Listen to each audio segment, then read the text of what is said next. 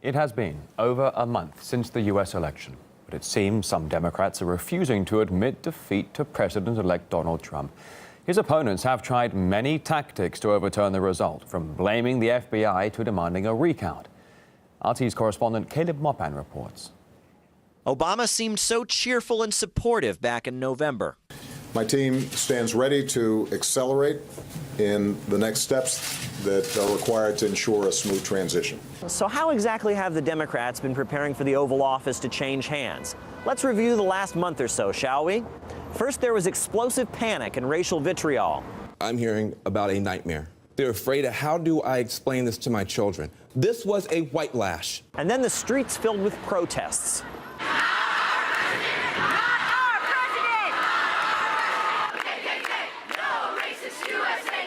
Then there were recounts, just in case the original total hadn't been accurate.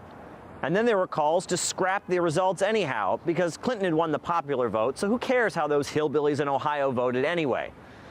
And then they decided to blame the Bureau and pitch a fit at the FBI. I wrote in August, and the FBI director didn't have the decency, the courtesy to even respond to my letter. Some folks started thinking that it seemed like rigging the elections was too big of a task for a single renegade federal agency. So the story shifted. Suddenly, Hillary Clinton's loss was the result of the personal, diabolical efforts of one man, whose first name happened to be Vladimir. There's no question that Russia has a very robust system of putting out fake news and other types of propaganda. Intelligence agencies, according to two new published reports, have concluded that Russia was deliberately working to sway the election towards Trump.